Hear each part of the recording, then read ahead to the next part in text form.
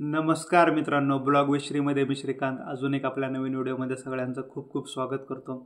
तर थंबनेलमुळे तुम्हाला समजलंच असेल, पण त्याच्या अगोदर जर कोणी आपल्या चॅनलवरती नवीन असतील त्यांना माहिती नसेल, पण मी जवळजवळ 6 वर्ष मी उबरसोबत ओनली उबरसोबतच काम केलं इंडियामध्ये. आणि 6 वर्षामध्ये माझं जवळजवळ 7,000 ट्रिप तुम्ही बघत असाल तर 7,171 ट्रिप कंप्लीट आहेत.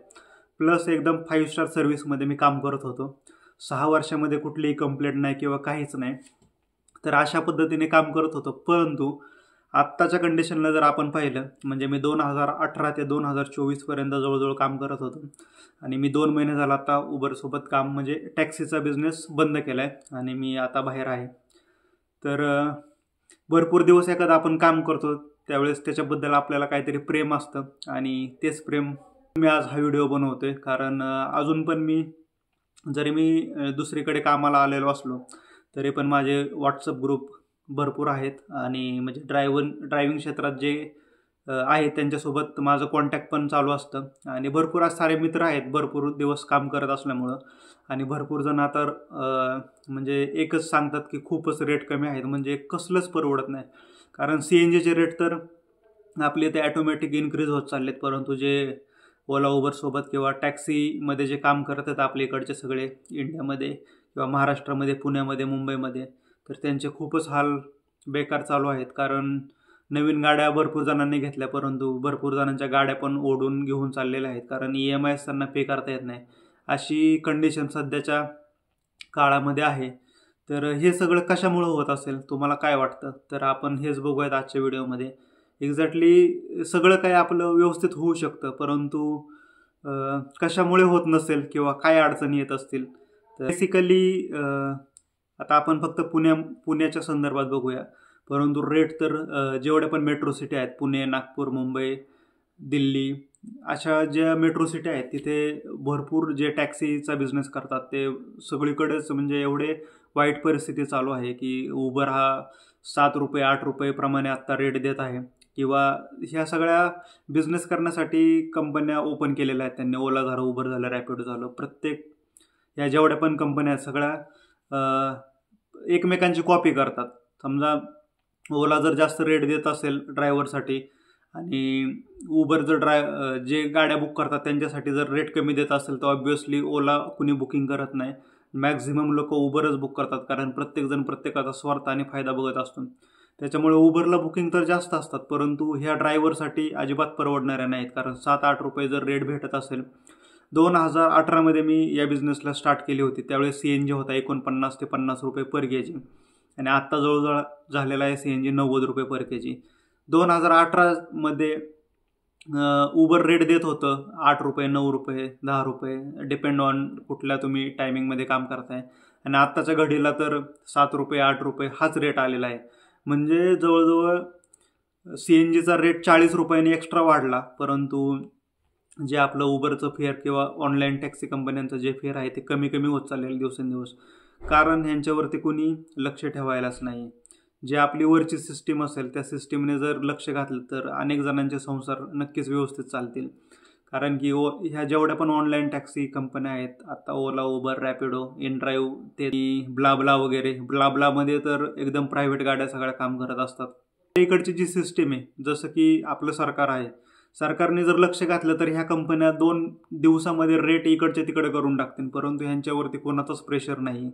कारण ह्यांनी आपल्या जर जे सिस्टीम आहे त्या सिस्टीमने जर ह्या कंपन्यांना डायरेक्टली सांगितलं तुम्ही एवढेच रेट द्यावे लागतील तुम्हाला, तरच तुम्ही इथे काम करू शकता, तर ह्या 2 दिवसामध्ये सगळे ह्यांचे जेवढे पण काय GR असतील किंवा त्यांचे जे सिस्टीम असतील, जे रूल्स असतील, रेग्युलेशन असतील, 2 दिवसामध्ये नक्कीच ह्यांना जर बिझनेस करायचा असेल तर ते नक्कीच चेंज करू शकतात.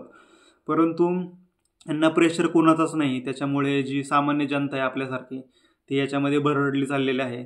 आज संघटना पुण्यामध्ये बघितलं तर कमीत कमी 7-8 संघटना काम करतात, परंतु संघटना आंदोलनं करतात. 2 संघटनांनी आंदोलनं केली, बंद केलं, तर 4 संघटना त्यांना सपोर्ट करत नाहीत. त्याच्यामुळे आपली एकी नसल्यामुळे ह्या कंपन्यासुद्धा आपला नक्कीच फायदा घेतात. तर आत्ताची कंडिशन एवढी खराब झालेली आहे. खरंच आपले जे सरकार आहे किंवा सिस्टीम आहे यांनी खरंच मनावरती घेऊन जर ह्यांच्यासाठी ही गोष्ट क्षुल्लक आहे त्यांनी जर निर्णय घेतला तर कितीतरी लाखो कुटुंब याच्यामध्ये सुखी होतील. दुसरी गोष्ट म्हटलं तर मी आता युरोपमध्ये आहे आणि युरोपमध्ये काय रेट चालू आहेत आणि आपल्या इंडियामध्ये काय रेट चालू आहेत ह्याचं मी तुम्हाला एक उदाहरण दाखवतो. तर ह्याच्या अगोदर मी आता एक स्क्रीन रेकॉर्डिंग केली, ती तुम्ही स्क्रीन अगोदर बघा आणि त्याचं कंपॅरिझन होऊ शकतं का नाही ते तुम्ही सांगा. मित्रांनो, सगळ्यात अगोदर आपण पाहूयात, मी माझं इथलं उबरचं ॲप्लिकेशन ओपन करतो, उबरचं बुकिंगचं, आणि त्याच्यामध्ये आपण पाहूया difference between India to Europe. आता ह्याचा कंपॅरिझन होईल का नाही? नक्कीच होणार याचं कंपॅरिझन. कारण सगळ्यात अगोदर आपण पाहूयात, मी बाणेर टू नवी मुंबई हे लोकेशन टाकतो आणि इथे बघा उबरला आपल्याला दाखवतं किती प्राईस. तर इथे बघा हे जवळजवळ अंतर आहे 115 ते 120 किलोमीटरचं आणि तिथं आपल्याला दाखवते फेअर, म्हणजे कस्टमरला फेअर दाखवते ते 1500 आणि ड्रायव्हरला तर कमीत कमी ते 1300 किंवा 1350 रुपयेच भेटतील. आणि इंटरसिटीमध्ये पाहिलं तुम्ही तर आता ही प्रीमियर इंटरसिटी नवीन त्यांनी एक कॅटेगरी आणली, प्लस सिडन इंटरसिटी. तर याच्यामध्ये सुद्धा पाहिलं तर 2000 रुपये फेअर दाखवते आणि सिडन इंटरसिटीला 1750 दाखवते. त्याच्यातून ते 15-20% कमिशन कट करतं आणि ड्रायव्हरला तेवढं देतं. म्हणजेच की 115 ते 120 किलोमीटरला आपल्याला मॅक्झिमम, जर तुमची प्रीमियर इंटरसिटी आपण घेऊयात तर जास्तीत जास्त याच्यामध्ये मला वाटतं 2000 ते 1900 रुपये आपल्याला फेअर भेटेल. आणि तेच जर मी आता युरोपमध्ये मी तुम्हाला दाखवतो ह्यांची कंडिशन काय आहे. तर आता मी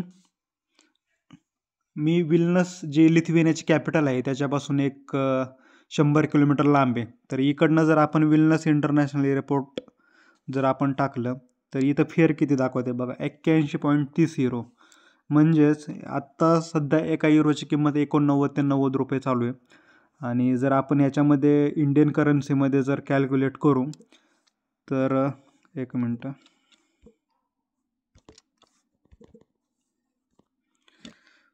तर ते किती दाखवलं आपल्याला, 81, समजा 81च पकडू आपण, गुणिले 90 जर केलं तर 7290 हे आपल्या इंडियन करन्सीमध्ये डिस्टन्स आहे 105 किलोमीटरचा. तर एवढं फेअर इकडं आहे. तर कंपॅरिझन होईल का नाही हे आपण आता व्हिडिओमध्ये पाहूयात. नक्की इंडियामध्ये काय प्रॉब्लेम आहेत आणि बाहेरच्या देशामध्ये उबर का एवढा रेट देते, आपल्या इंडियामध्ये का रेट देऊ शकत नाही ते. तर हेच पाहूया आपण या व्हिडिओमध्ये आता. तर तुम्ही म्हणाल इकडे पेट्रोल डिझेल पण तसंच महाग असेल.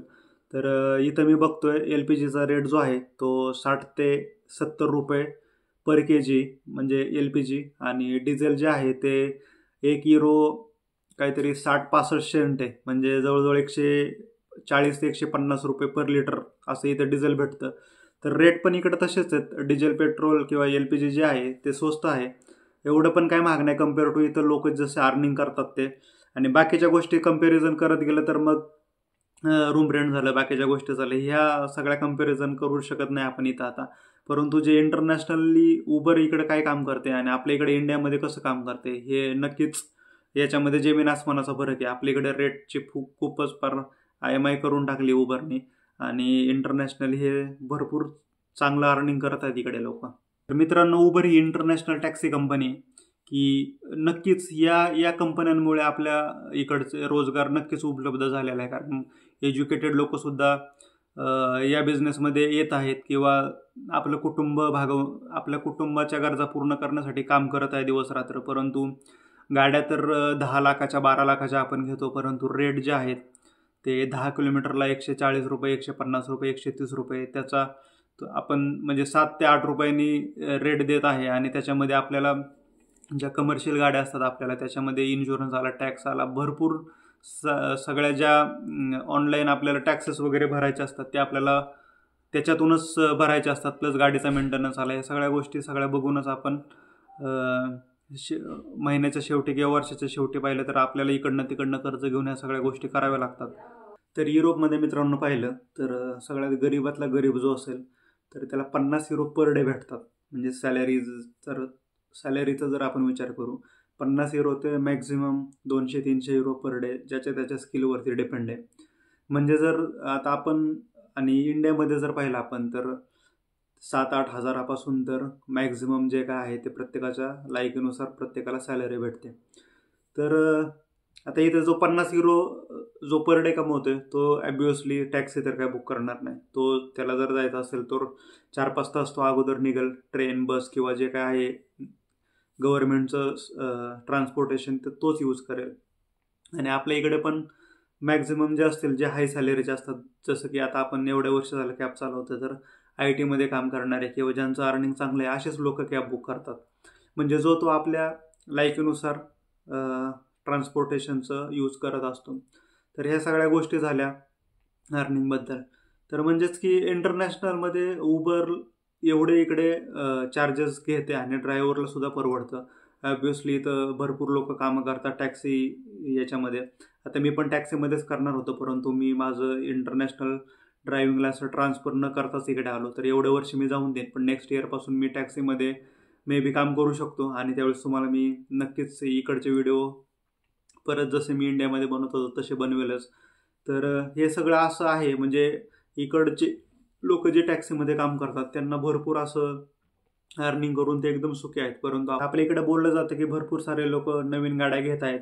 मी पण माझ्या प्रत्येक व्हिडिओमध्ये तुम्हाला पाठीमागं पण सांगत होतो की एखादा बिझनेस जर करायचा असेल तर कमीत कमी त्याच्यातला आपल्याला 50% तरी बिझनेस चालू करायच्या अगोदर माहिती पाहिजे. त्याच्यानंतर प्रॅक्टिकली आपण त्याच्यामध्ये इम्प्रूव्हमेंट करू शकतो. परंतु आपल्या इथं शेजारच्यानी दुकान चालू केलं किंवा शेजारच्यानी गाडी घेतली की आपण पण लगेच घेतो, हे सगळं चुकीचं आहे. जर अनुभव घेऊन जर एखादा बिझनेस स्टार्ट केला तर नक्कीच त्याच्यामध्ये आपल्याला फायदा भेटणारच आहे. आणि जरी आपल्या इकडे गाड्या दररोजच्या 10 जरी कोणी एंटर होत असतील ह्या बिझनेसमध्ये तर 5 जण एक्झिट करत असतात. त्याच्यामुळं गाड्या तर जास्त होतच आहेत. ॲब्व्हियसली प्रत्येकाला काहीतरी स्वतःचा बिझनेस स्टार्ट करायचा आहे. त्याच्यामुळे ह्या टॅक्सी लाईनमध्ये भरपूर जण आलेले आहेत आणि त्याच्यामुळं कंपन्यांना ॲटोमॅटिकली त्यांच्या गाड्या भेटत आहेत काही खर्च न करता. आणि एखाद्या वेळेस आपण ज्यावेळेस गाडी खरेदी करतो त्याच्यानंतर आपल्याला एक्झिट करणं खूप मुश्किल जातं. कारण ज्यावेळेस आपण एखादा बिझनेस एक्झिट करू त्याच्यावेळेस नक्कीच आपण त्याच्यामध्ये लॉस असू. त्याच्यामुळे भरपूर लोक एक्झिट करताना पण ठीक आहे, आज रेट सुधारतील, उद्या रेट सुधारतील करत करत आपण पुढे जातो. आणि ज्यावेळेस आपण EMI सुद्धा भरू शकत नाही त्यावेळेस असं वाटतं की आता आपण एक्झिट करूयात. म्हणजे एक पॉईंट असा येतो की एक्झिट करायला भाग पाडतं आणि त्यावेळेस आपण एक्झिट करतो. परंतु कंपन्यांनी सुद्धा विचार केला पाहिजे. त्यांना भरपूर ते लाखोनी करोडोनी आत्ता कमाई करत असतील. म्हणजे जर एखादी 400 रुपयाची जर राईड असेल तर 100 रुपये कंपनी कमिशन घेते आणि 300 रुपये आपल्याला देते. त्याच्यामध्ये आपल्याला आपले सगळे गाड्यांचे डॉक्युमेंट क्लिअर करण्यासाठी ते पण पैसे भरावे लागतात, गाडीचा मेंटेनन्स भरावा लागतो, CNG भरावा लागतो. ह्या सगळ्या गोष्टींनी कंपनीने विचार केला पाहिजे. जर ड्रायव्हर असेल तरच ती कंपनी पुढे जाईल. परंतु काहींचे हात पण आपले दगडाखाली सापडलेले असतात. त्याच्यामुळे ते थोडंसं एक्झिट करणं पण मुश्किल होत जातं आणि आपल्या अपेक्षा असतात ठीक आहे आज जरी रेट नाही सुधारले तरी उद्या चांगले होतील, परवा चांगले होतील. परंतु हे वर्षानुवर्ष ह्याच गोष्टी होत आलेल्या आहेत आणि त्याच्यामुळे आपण ज्यावेळेस खूपच वाईट कंडिशनला जाऊ त्याच वेळेस त्याच्यातून आपण एक्झिट घेतोय. तर अशी काही सगळी कंडिशन आहे. तर कंपन्यांनी सुद्धा खरंच लक्षात घेतलं पाहिजे. इंटरनॅशनल उबर आहे कंपनी. इंटरनॅशनल तुम्ही कुठे पण बघा, US मध्ये बघा, कॅनडामध्ये बघा, युरोपमध्ये बघा, बाकीच्या UK मध्ये बघा, जेवढे पण हे उबर चालते इकडे भरपूर लोक आपल्या इकडचे इंडियन येऊन इकडे टॅक्सी चालवतात आणि खूप चांगल्या पद्धतीने अर्निंग करतात. 4 ते 5 लाख रुपये सुद्धा उबरमध्ये मंथली कमवलं जातं इकडं. तर इकडं इंटरनॅशनल हा रेट चांगला देतं. तर इंडियन आपलं जे गव्हर्नमेंट आहे त्यांनी सुद्धा यांच्यावरती जर लक्ष दिलं तर नक्कीच आपल्या इकडे सुद्धा पहिल्यासारखे रेट होतील आणि भरपूर कुटुंब व्यवस्थित चालतील.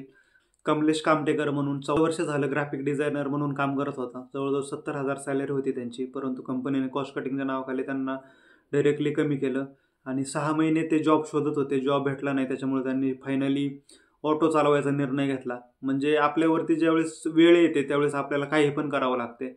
म्हणजे आपला जॉब पण सिक्युअर नाही आहे. कारण कंपन्या ह्या फक्त स्वतःचाच फायदा बघतात.